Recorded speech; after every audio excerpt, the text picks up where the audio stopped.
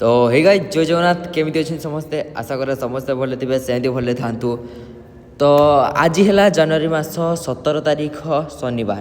तो चलतु जाना आज मेष राशि मीन राशि पर्यंत समस्त राशि गुड़िक विषय आउ हाँ आपन जो प्रथम थर पे आम वीडियो देखुंती ताहले वीडियो को गोटे लाइक एवं चैनल को सब्सक्राइब कर दिंतु जहाँफल आमर लेटेस्ट वीडियो आपण पाखक प्रथमे पहुँचब।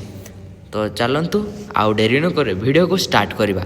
तो प्रथमे देखा मेष राशि गजकेशरी जोग प्रभाव में पदस्थ व्यक्ति सहयोग अटकी काम रे अग्रगति घटव।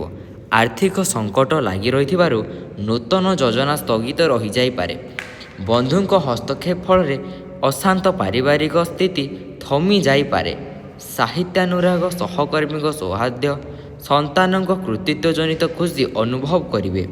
तापर देखा वृष राशि भाग्य भावस्थ ग्रह माने समस्त प्रतिबंधक को एड़ाइबार समर्थ हेबे।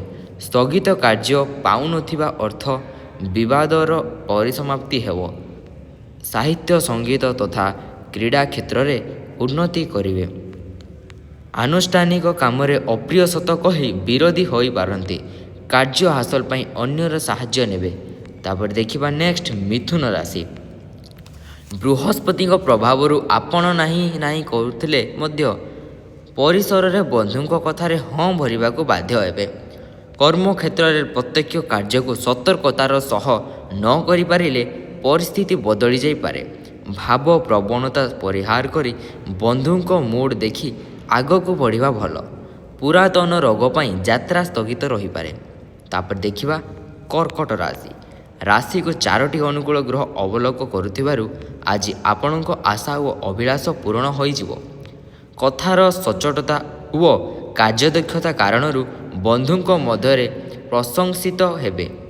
परिवार रे कहार स्वास्थ्य समस्या जोगु मानसिक सुस्थता व्याहत होब। अर्थ संकटर समाधान व्यावसायिक स्थिति उन्नत रहिबो। तापर देखिबा सिंह राशि व्ययाधीप चंद्र को जोगु आज खर्च परिणाम वृद्धि जोगु मनस्ताप करिवे। कार्यदक्षता और समयानुवर्तिता जनित कर्मक्षेत्र में उच्च पदाधिकारी सुनजर आसीपारती। असफलतार कारण खोजवाक जाई निज लोकों को भूल बुझीपारती। शुभ खबर पाई खुशी हेबे। तापर देखिबा कन्या राशि बंधुटी साहाय्य प्रतिश्रुति दे पाख माड़ो नाही। सप्तम भाव में शनि स्थिति हेतु व्यवसाय रे लाभ अपेक्षा क्षति अधिक हो पारे। गुरुत्वपूर्ण कारण न थाई मध्य यात्रा समय रे झगड़ा लगी पारे।